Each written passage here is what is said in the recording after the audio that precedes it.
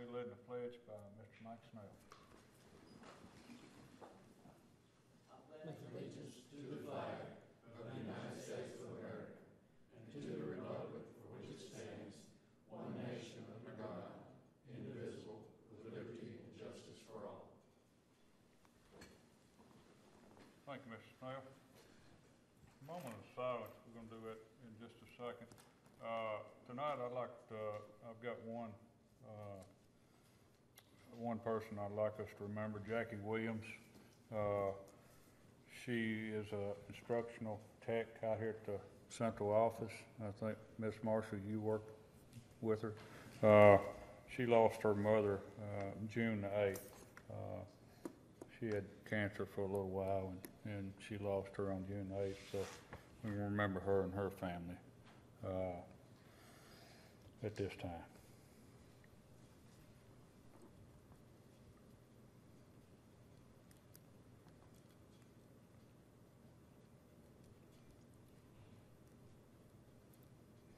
Thank you. I'd like to welcome everyone to this regular, I guess it's probably is this the first one of the month or second one? Second. And we've got another one, I think, the last of the month. So I'd like to welcome everyone tonight. Hope everyone had a good day. Approval of agenda. Second. We've got a motion by Mr. Blair and a second by Mr. Holliday. Any further discussion? All in favor say aye. Aye. Any opposed? Motion passes. Approval of consent agenda. Got a motion by Mr. Young and a second by Mr. Nipper. Any further discussion? All in favor say aye. Aye. Any opposed? Motion passes. No visitors. Ms. Michaels? No. All right, Mr. Odom, number 7. Number 7, I got a couple of introductions this evening, 2 new principals. Very pleased to announce the first one, Yanisha Avant, who is the new principal of Kittrell Elementary School. Would you please stand up for us? Introduction. If you want to say anything, you're welcome. Okay, good.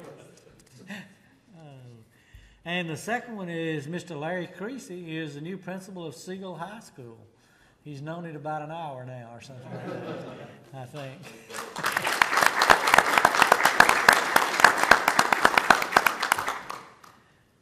Any board members got any comments? I'd just like to welcome both of you, and I know both of you do a good job and appreciate the jobs you did in the past. So I know it'll be a challenge, and y'all up to it, and I know we won't never miss a beat. So, all right, Mr. Odom, number 8. Number 8, we're having a textbook adoption for a book not on the state list, Form ED 5196, local adoption of textbooks not on contract. The instruction department is requesting approval for the local adoption of textbooks not on contract. In other words, not on the state's official list. The following books to be adopted include the rationale. The first one is for an advanced honor Spanish for native speakers, and that is written by Conrad Smith by McGraw-Hill Glencoe, 2006 edition. This book in class will be for native-speaking Hispanics in course 3027 Advanced Honors. Currently adopted textbooks do not fit their needs. The second one is an advanced placement Spanish language and culture by Diaz and Vidal, Pearson published in 2014 with a 7-year license. The Spanish AP curriculum was revised by the College Board last year. This is one of the recommended books for the new curriculum that will help students pass the AP exam and earn college credit. Recommend approval. Motion for Rutherford County to request approval for local adoption of textbooks not on contract, which is not included in the official list of the textbooks as presented. So moved. Second. We got a motion by Mr. Eakes and a second by Mr. Holliday. Any further discussion on this? All in favor say aye. Aye. Any opposed? Motion passed. Number 9. Number 9 is the 2014-2015 bus contractor list. Pursuant to Policy 1-41, Bus Contract Award Procedures, the new contractor lists for the 2014-15 school year are presented. These two lists, first priority, regular bus drivers who have driven for 2 full school years, and second priority, those who currently own one or more contracts, are for approval in order to facilitate the awarding of new bus contracts on a timely basis for the beginning of the new school year and thereafter as contracts are turned into the Transportation Department throughout the year. Recommend approval. Motion to approve the potential first and second priority contracts list for the 2014-2015 school year.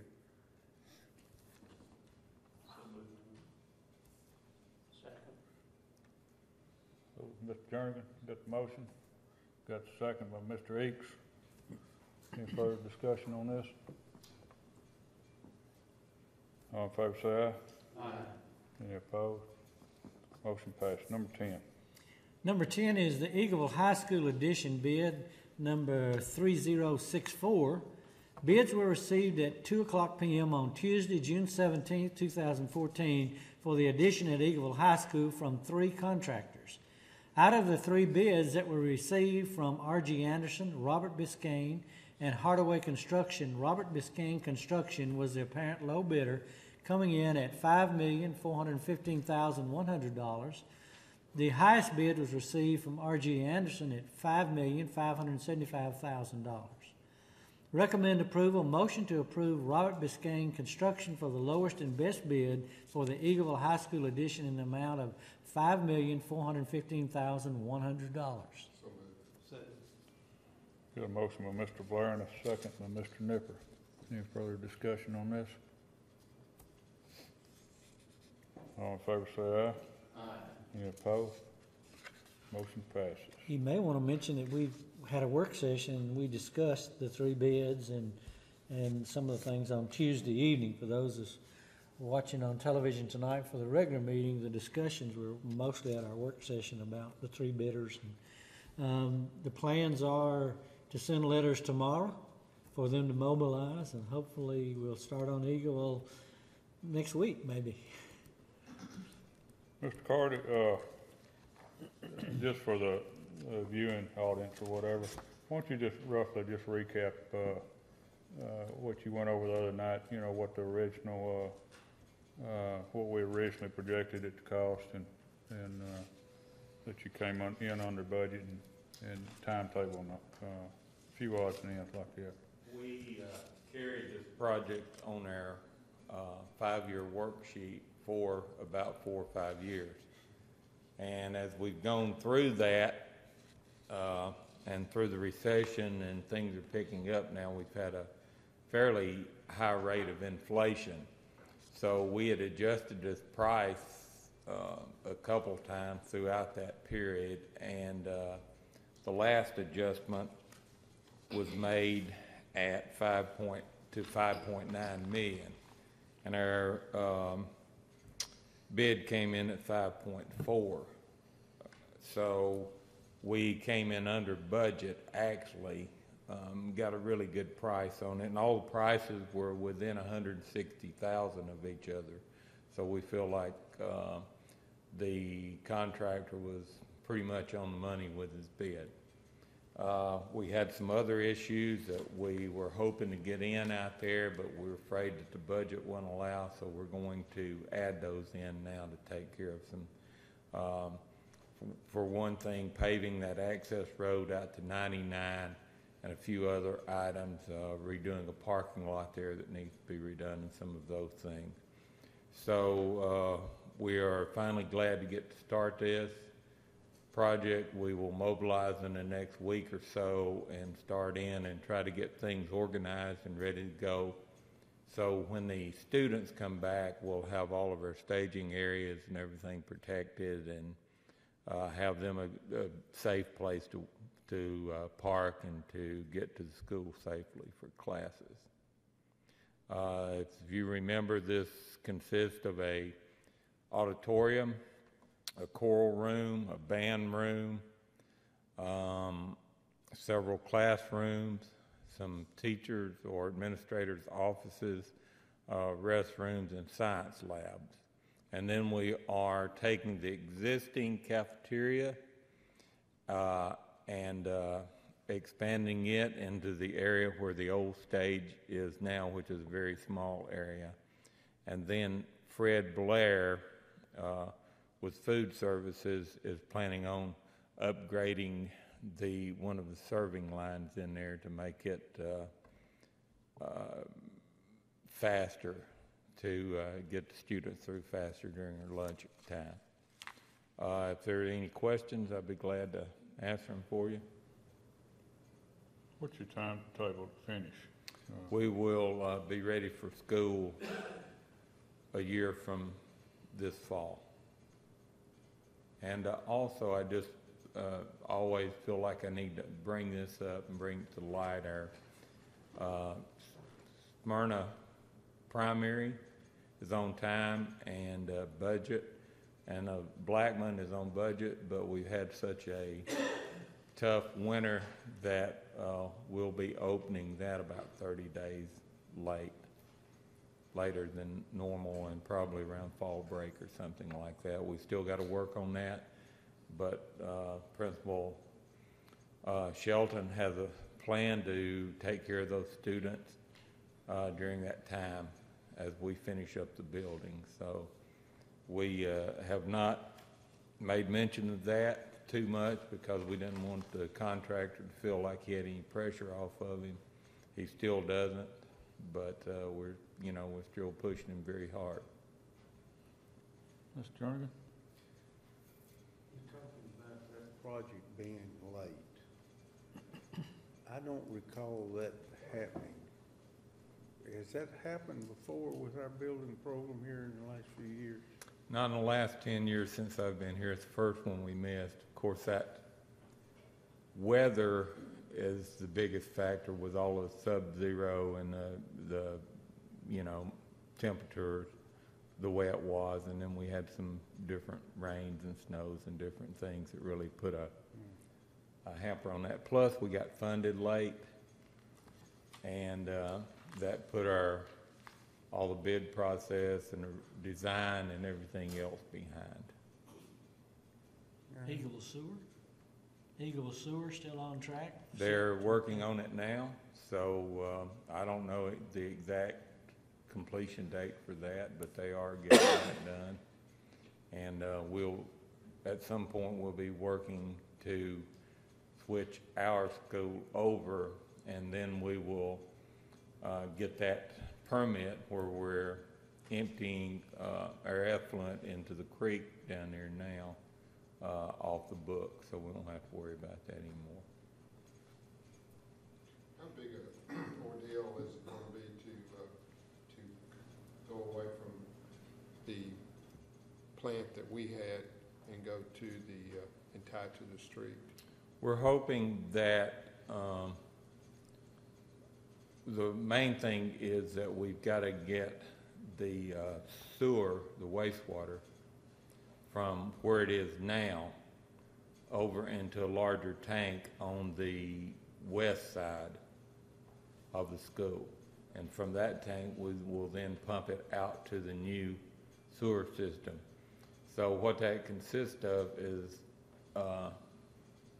getting a new line from the old place, the old plant, up to the new tank, and then putting a new pump in, and just running a line a few 100 feet up the old 99 there. So we kind of counted. We've had the money on hold for that for some time, so we're looking forward to getting that done, and that will only leave us actually the sewer system at Buchanan is the only other state permit that we have. If you recall, we got rid of Kittrell by putting in a fill lines and those kinds of things, and then also we got rid of Las Casas, and so Rockville it still has the private system that we have, but we don't have any really heavy state permit for that. But we already have a design for Buchanan, so in the next couple of years we hope to get that resolved, and we'll be totally free of any effluents going into any stream, so the state will kind of be out of those programs.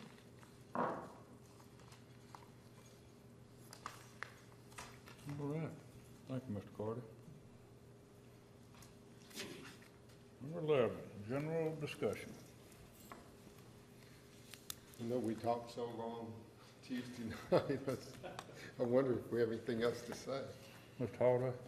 I received a draft report from our athletic director, Tim Tackett, about cheerleading squads and cheerleading safety. And it really stems from a parent that approached me in August of 2013, and we've had an ongoing discussion. In mid-May, we met with Mr. Odom, and we discussed some of the concerns, and they're really preventative concerns, things that we want to check and make sure that we're doing. Are we doing our very best? Are we doing all that we can do to make sure that we're safe and well-trained and covered in so many areas with what is increasingly a really high-caliber part of our athletic program in Rutherford County, with Blackman High School's success in national championships in cheerleading, with us finding male cheerleaders getting full scholarships to universities out of our programs, and middle school programs that are feeding into these high school programs now. It really was something that Mr. Tackett agreed he wanted to take an interest in and take a look at. The draft report that I've received, just taking a look at it tonight, just received it within the last couple of hours. I do want to make sure that all the board members get that, and when we meet again July 28th, I'd ask that would be an agenda item for us to take a look at, and I expect at that time Mr. Odom and Mr. Tackett may have some things to bring back to us. Two things that I'll raise to the board's attention as you look over that material. We want to take special interest in what they call ground bound. And this is, from time to time, there are occasions when a cheerleading squad may not be able to practice in their regular facility because something else is going on there. They may not have access to their mats, or perhaps weather would keep them indoors rather than outdoors. And there are reasons for there to be times that the squad is ground bound. So they can't go aerial, they can't stack on top of one another and practice those type of things. And we want to make sure that we do that at the right time and train appropriately in that regard. And the second thing is there are off-site facilities that assist us in training, and they are in no small part the factor that have allowed our squads to achieve that next level and really become premier cheerleading squads and get the attention of universities for our high-achieving students. We want to make sure that the cooperation with these off-site facilities is appropriate, and that our personnel have the right kind of authority and discretion inside their facility at the same time as being well-trained and monitoring things inside our facility. So all of those things are things that we'll take a look at over the next 15 to 20 days before we get together again July 28th, and then we'll hear from Mr. Tackett and take a look at that as a board.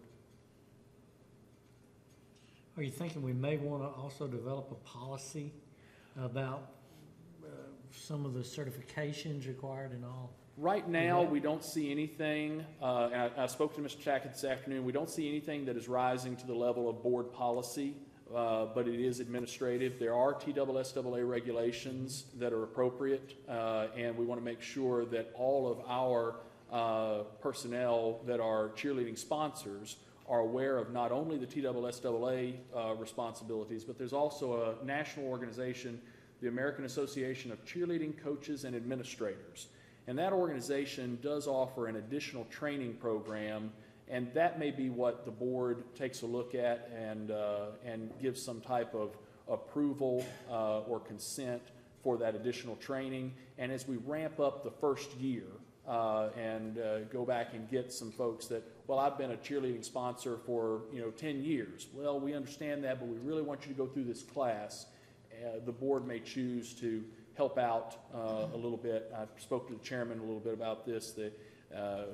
In the initial startup of that certification, that the board may consider helping out on any fees associated with that. There is a benefit to the system by having that certification by the cheerleading sponsor. There's a $1 million umbrella insurance policy that would certainly be to our benefit. Mr. Journey? To me, I just got to thinking, wonder what it costs a kid to participate in cheerleading now. Wonder what it costs a kid to participate on a baseball team or tennis team. I've got to, just listening to what Mr. Holdo is talking about, all of these things, cost are associated with them. And I just wonder what it's costing us, what it's costing a parent in time that they're having to work to be able for their child to participate. I think that'd be an interesting thing for the board to know. You might not want to know, Mr. Johnny. From what I hear about band fees, yeah, I Yeah. hear they're pretty expensive. Well, my daughter was a cheerleader on a squad like that, and the time involved was about 15, 16 hours a week of practice and going to cheerleading events, not mentioning going out of state for cheerleaders, which was sometimes a week long. The fees ranged about $80 to $110 a month. A month. A month at that time. So that's been several years. You're right, Mr. Hodge. Maybe I don't want to know. I say, if I had to guess, I say Mr. Clifford's pretty generous with 80 a month. Just what I know about some of the sports. I mean, but they are, like I said, they fundraise and it's expensive. But back to Mr. Holliday, I would think that whoever we have that's in charge of these, from a liability standpoint, it'd be to our benefit to make sure they are trained. I think. And I think if we're going to step off into something like this and require it, we may look at trying to participate a little bit. That's just knowing what extent, I don't know. I mean, that'd be something that y'all would have to get figures on and all that. But I think it's something that definitely needs to be looked at. I think all the board members have in mind a perspective of what cheerleading is, and yet when we talk about national championship caliber cheerleading, it may be surprising to us just what these young people are accomplishing and achieving and what they can do. Some of the stunts and efforts that they're putting forward are very much worthy of full ride scholarships to major universities, and that is taking place.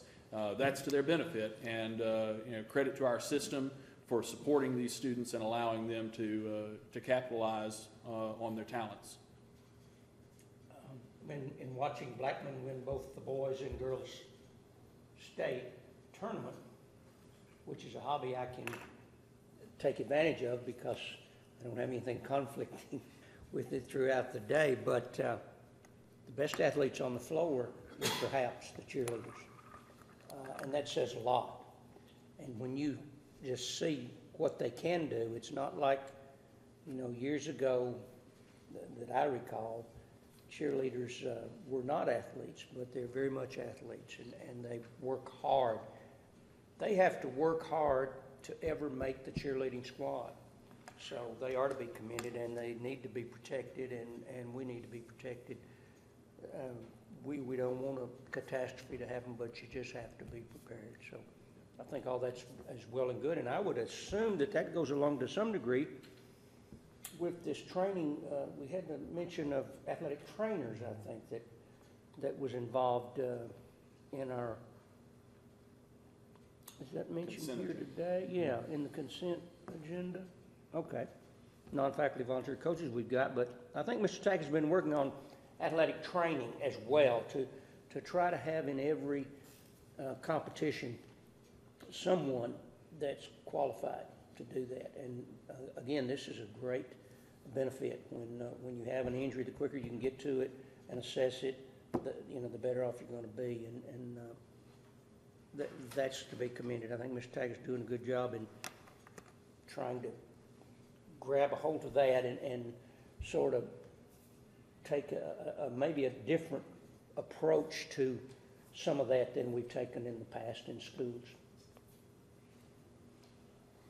Anybody else? Nothing? Yeah, one of the things, we didn't really touch on a lot right now about is that the liability that these kids put themselves in, when you toss a child up 20 feet in the air and that child misses landing correctly or lands on their neck or head, that can be a life-ending tragedy right there. And it happens too often in cheerleading as we know it today, because there is so many of those kids come out with broken arms, ankles, all of that. So I think we need to make sure we have the insurance in place for them to not only cover ourselves, but cover the child and see that they're taken care of too.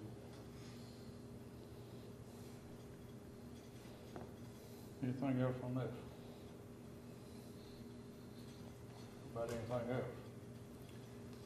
I'll mention again, I mentioned in our work session that I had the chance to attend the school board candidate forum, and certainly appreciated the perspective of all the candidates that were present and what they did. I know I can remember back when I was running that it was kind that one of the board members pointed out that I was attending school board meetings as part of my candidacy, and candidate Patrick McCarthy has been a part of that kind of tradition and is here again tonight. And so welcome and thank you for your interest and preparation as a candidate, and wish you well as early voting begins. Anybody else? Everybody good? Next meeting, Ms. Michaels, 28th, Correct. correct? July. July? Don't wait that long, can't you? Well, we're shut down the week of the 4th, All right. and people have vacations. And we have summer law conference. Yes, you do. And that is July the 17th, 18th, and 19th. I guess we'll get a little vacation too, so. Here to the 28th of July. We've had a lot of meetings here last month, 2 months, so. The budget committee is meeting tonight, and Jeff, I'll go up there in a few minutes. In fact, they're starting right now, I think. Last look before their meeting. All right. If there's nothing else, we're adjourned.